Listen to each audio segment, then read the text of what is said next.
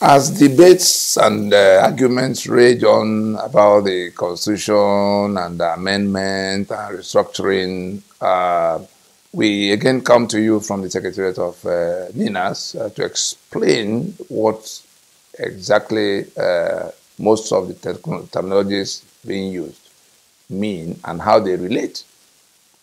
Therefore, how we can manage all of it, to accommodate everybody in a process that everybody can relate with.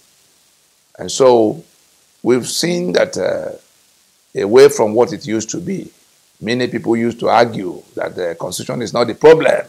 It is the people who are managing the Constitution that are not doing well. The illiteracy and ignorance of that proposition has been exposed by the recent happenings in the country so that everybody can see that the Constitution is at the 1999 Constitution, the unitary Constitution of Nigeria, is at the center of all the problems Nigeria is contending with. And Nigerians too, both the mass impoverishment that has made them global capital for poverty and the gross insecurity that is raging all over the place, and the hopelessness, that is growing by the minute. So everybody now realizes that that Constitution is the problem. Most people now agree that that Constitution have to be changed. The only people who are still arguing about whether it should change or not change are the same people who imposed it and who have also imposed Sharia and who are feudalists because they do not want any democracy. They do not want any union of equal partnership or equal opportunity because they do not believe all men are born equal. And they want to hang on to their Sharia in a secular union. So, having agreed, let us talk for the majority now and leave the minority that has seceded from the union. The majority, having all agreed on the question of taking out, doing away with the unitary constitution that is not working to something that could work. Some have suggested a return to 1963 constitution. Some think National Assembly is the one to do all of what has to be done. But the self-determination collective, those who know better, and I'm not saying it in the sense of boasting, the question of who can make constitution is exactly like asking who can make the memo and articles of a company. It's as straightforward as that. Only the owners of the company, only the shareholders, the promoters, the people who come together to submit their assets and take the risk of going into formation of a company can make their memo and articles. It is after they've done all of that that they now hire a management to run their company. So it's not the management of the company that will make the memo and article. That's how simple it is. Going back to constitution, who can make constitution? It is the constituents, those bringing their sovereignties together, that can make any document that can become constitution. Those who could be countries of their own, if not for the union they formed. The Yoruba, for instance, would be a country of 50, 60 million people if Nigeria were to cease to be today.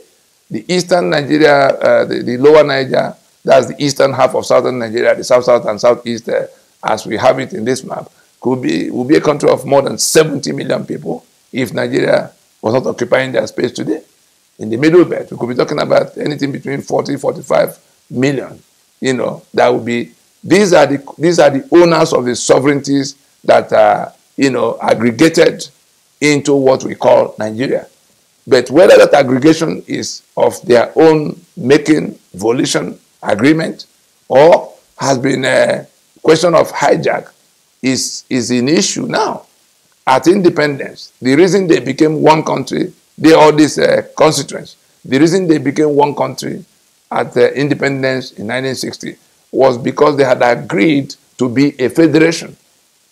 To be a federation, that's a union of otherwise independent units with their full sovereignties, with their constitutions in their hands. We recall that they got all their constitutions in place before they went to Lancaster House to finalize the terms of becoming one political union. Such that if those discussions of Lancaster House did not, sail through, the Western region that had its constitution and self-governance from 1957 will remain a country of its own, growing the way it was growing, with all its assets and its rights to work those assets unhindered. The same thing with Eastern Nigeria, the same thing with Northern Nigeria of the time. But it was because of the extent, the agreement they reached to be a union of autonomous regions that had control over their sovereignties, their assets, and their rights to work those assets. All of that got truncated by 1966 when the coups happened and the 5 constitutions that defined the union got toppled. I had to go into all of that in order to lay the ground for us to understand what this restructuring debate is all about. And I'm speaking to it now from the perspective of the self-determination collective. All of those who say the imposition represented by this current constitution is no longer acceptable to them because it has become a union of death, a union of backwardness, a union of attrition for them. And so some want out. The Oodua Republic campaign, the Biafra Republic campaign, all of those who are saying restructure back to 1963, all of those who are saying resource control, they are saying exactly the same thing. They want something they decide for themselves, and that is the meaning of self-determination. All those agitations and demands are being driven by the desire for self-determination. Whether it is restructuring or Oodua Republic or resource control or Biafra Republic, all of those are being driven by only one desire, self-determination.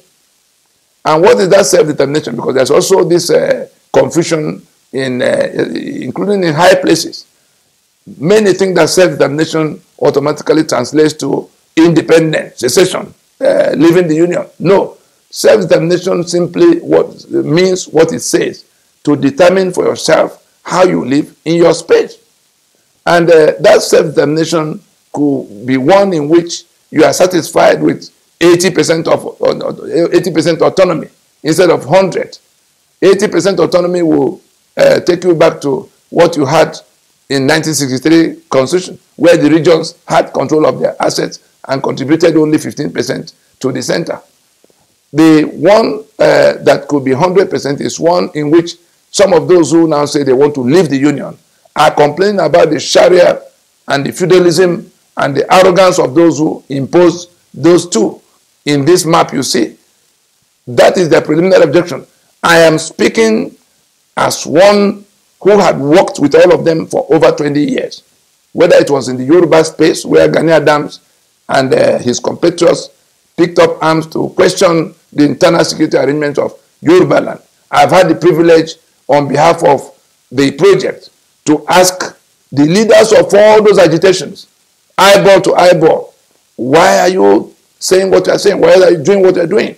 And I can report to us that they are only insisting on their right to determine for themselves how they operate and how they live in their spaces. And so, having established that it is the desire for self-determination that is driving all the agitations, it now comes to be decided. The only other thing that will be remaining to be decided will be the question of the degree of autonomy.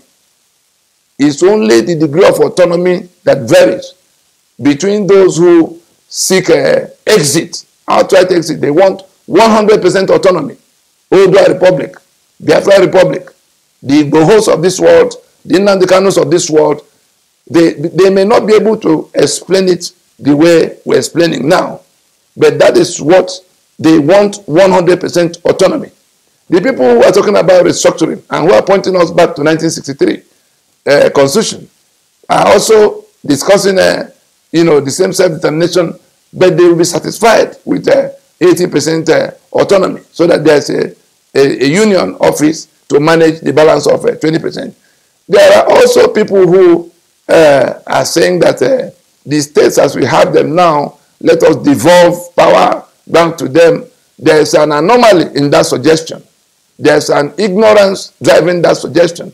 It is not the center that will devolve power to the federating units. In a federation, it is the federating units that donate power that become the power. All the power the center will have must come from, you know, the federating units. And so the argument of devolution of power is illiterate, is ignorant, and those canvassing it should go and find out the meaning of federation. Should go and find out whether it is the company that creates its shareholders and its owners, or the owners that create the company.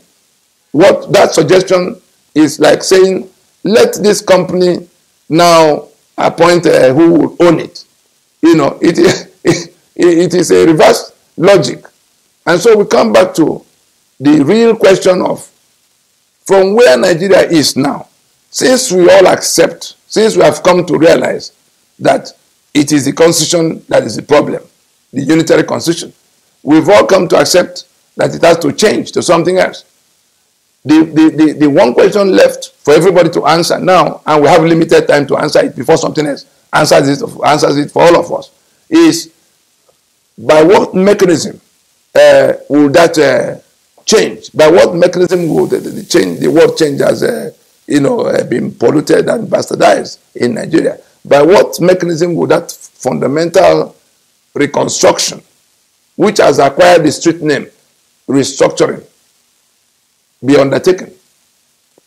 We have the NINAS has a comprehensive answer that have been articulated and put on the table since 2018.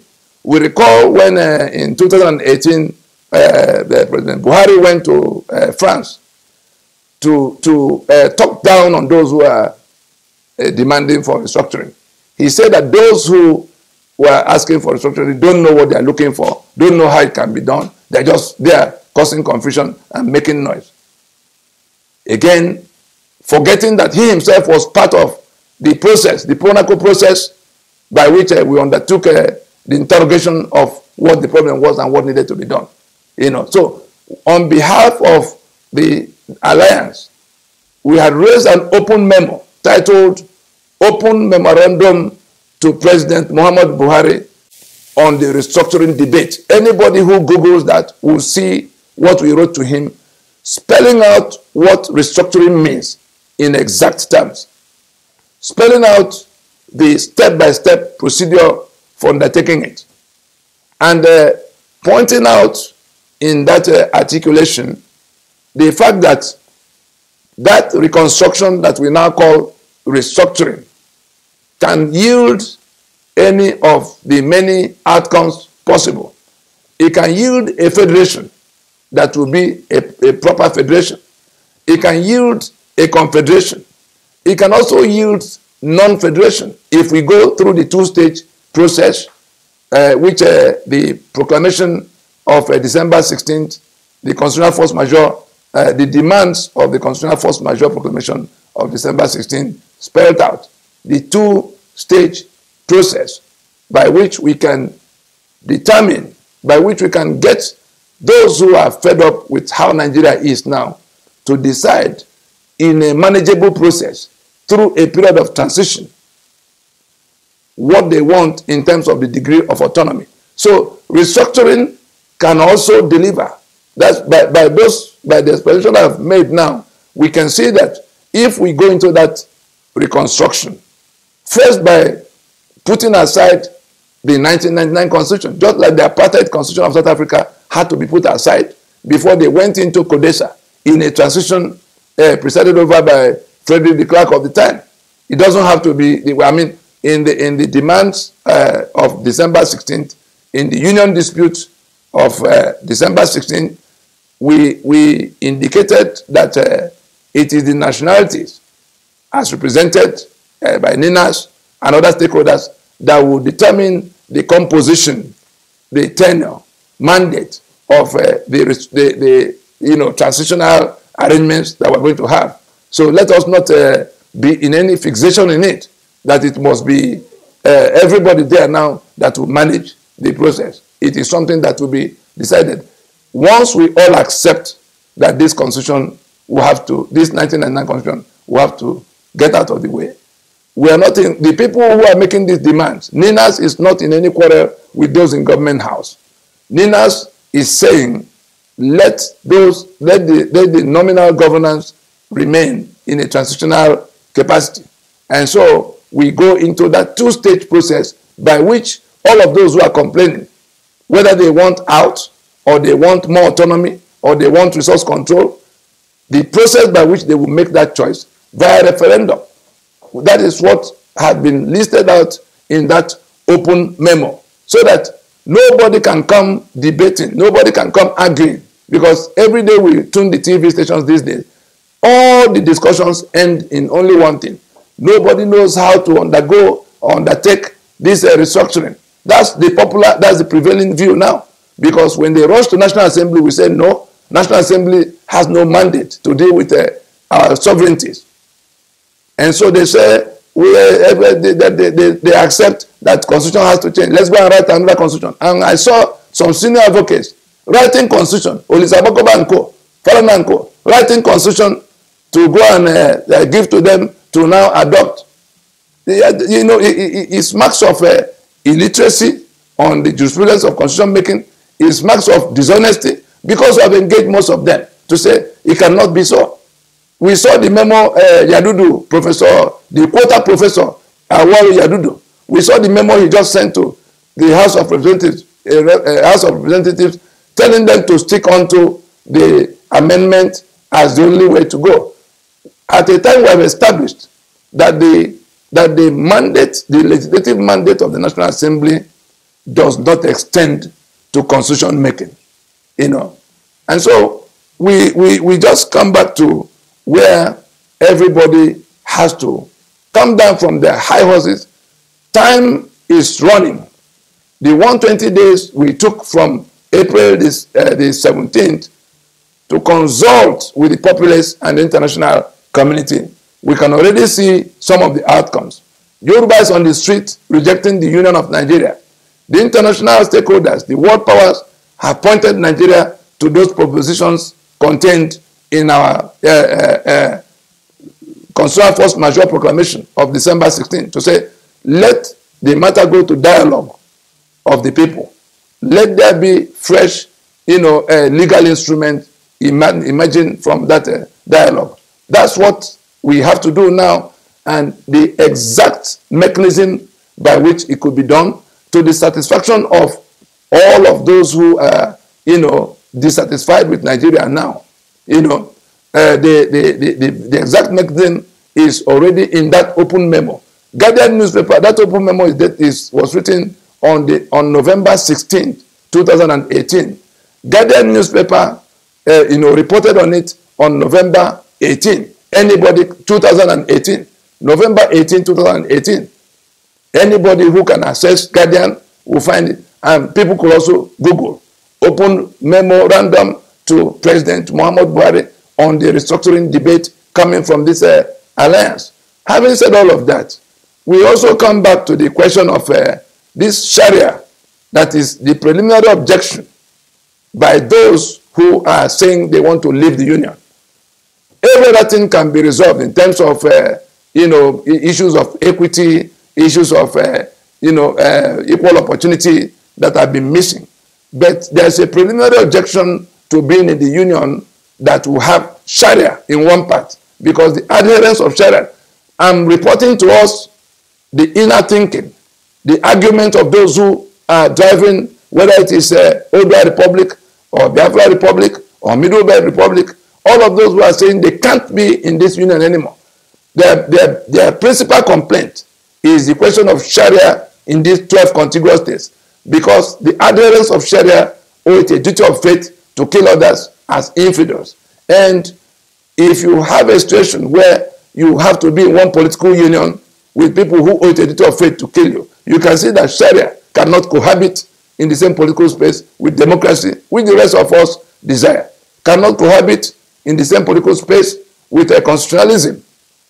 Cannot cohabit with a union of equal partnership. Does not hold human life sacrosanct, since they owe it a duty of faith to kill other people. And all of those who are saying they are fed up completely, they don't want to hear anything about Nigeria anymore. That is their principal contention. And you can see that in Yoruba land, there are also Muslims. But we've seen from the hearings going on about their so-called amendment, the Yoruba Muslim does not want Sharia. The ones in the eastern half of southern Nigeria, the ones in Auchi or my brother Asari Dokubo, they are not discussing, they don't want to hear about Sharia. So those who want to, who have already adopted Sharia have actually seceded from the secular union we have. And so unless that Sharia is removed from the table, unless the feudalism, which is also their worldview, their civilization, is removed from the table, the rest of this alliance will not be willing to discuss being in any union with them at all. And where we are now is that that constitution that sets up the union, upon which the union is standing today, is dead and gone. The limited toleration to it, I pray we don't waste it, because it will come to the point where when we are satisfied ourselves that we've discussed with everybody, federal government has taken 90 days, they went to National Assembly to try to play pranks. It has collapsed. The governors took 30 days. Again, they were not fully determined on what they wanted to do. They went to Azaba to make a pronouncement. That is one step. How do you enforce ban on open grazing if you don't have guns? If that constitution is in place and you cannot access guns, how are you going to prevent people who are carrying guns and killing your people in these numbers we see from carrying on with what they're doing? So they have to come, more openly into the side of reason, into the side of reality, that we cannot continue with this constitution for another season. So having said that, the question of Sharia and feudalism have become preliminary objection that has to be resolved before anybody can discuss what to do with union. Right now, the concern of this majority, 150 million people in the alliance, is about Nigerians, not about Nigeria. Those who want to preserve Nigeria must go to find answers for the grievances that have been laid on the table for this preliminary objection relating to Sharia and feudalism. And we have put all of it together, put a step-by-step process to it. If you want to know what the problem is and what the solution options are, go to the proclamation of December 16, the NINAS proclamation, www.ninasffn.org. You will see it there. You can also go to www.freedomfromnigeria.com. You will see it there. You can also go to lowernigercongress.org. That's www.lowernigercongress.org. So you can see anybody who has not read that proclamation and this open memo will not understand what is happening in Nigeria until something snaps. If you are able to read and write in this debate going on, we invite you for your own good, for your own sake. Because if you don't, you are going to remain in your ignorance until AK-47 turns up at your space. I think we can round it up here by saying that restructuring can deliver federation, confederation, or non-federation, meaning that it can accommodate even those who want to leave the union. It only goes to a referendum at which they will be choosing the degree of autonomy they want. All demands for restructuring are driven by the desire for self-determination. Let us be sensible and go and solve this problem. Guns will not solve it. Intimidation will not solve it. Ignorance will compound it. We can still save the Nigerians. We've lost the Nigeria a long time ago. We can save Nigerians from this carnage that is coming upon them by people who want to, take their land, kill them off, and bring other people to settle here. Because that's what we're dealing with. I think we can drop it here.